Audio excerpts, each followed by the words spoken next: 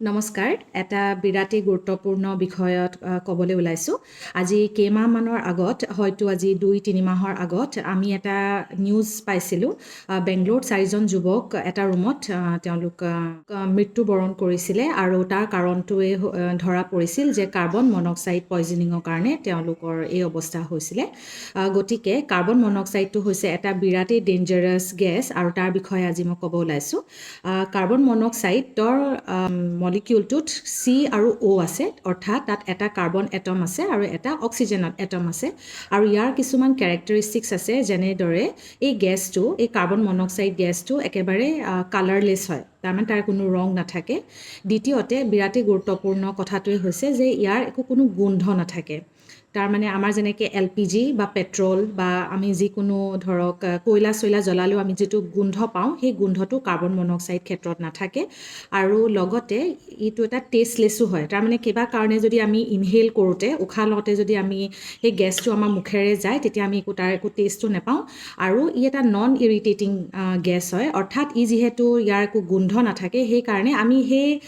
carbon মনক্সাইডটো যে আমাৰ আশে পাশে আছে সেইটো আমি ক'ব নোৱাৰোঁ ঠিক ধৰিব নোৱাৰোঁ আৰু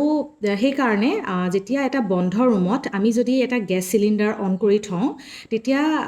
বাহিৰৰ পৰা আচলতে অক্সিজেনটো আহিবলৈ ৰাস্তাটো নাপায় তাৰমানে খিৰিকী খোলা চলা থাকিলে কি হয় অক্সিজেনটো আহে আৰু অক্সিজেনৰ লগত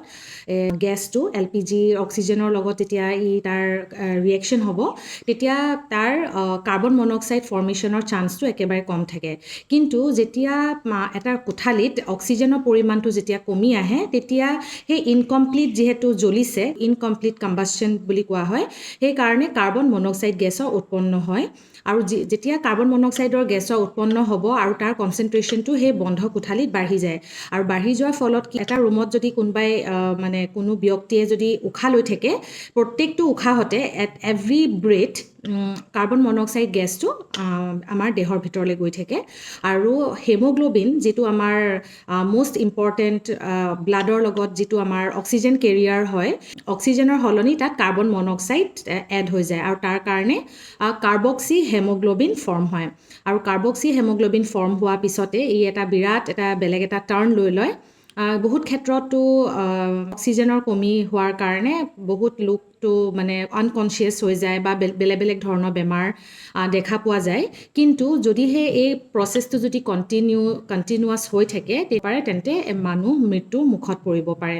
গতিকে সেই অৱস্থাই আচলতে সেইটো ঘটনাই ঘটিছিলে সেই যুৱককেইজনৰ লগত তেওঁলোক গম পোৱা নাছিলে আৰু এইটো বিশেষভাৱে লেক অফ এৱেৰনেছৰ কাৰণেই হয় গতিকে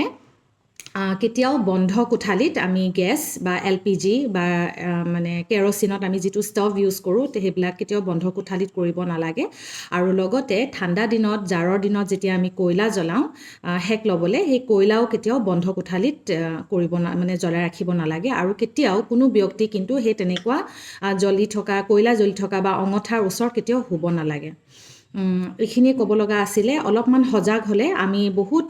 বিপদৰ পৰা আমি হাত সাৰিব পাৰোঁ আমি আঁতৰি থাকিব পাৰোঁ গতিকে আশা কৰোঁ ভিডিঅ'টো ভালদৰে চাব বুজিব আৰু ভিডিঅ'টো শ্বেয়াৰ কৰিব আজিলৈ আহিছোঁ ধন্যবাদ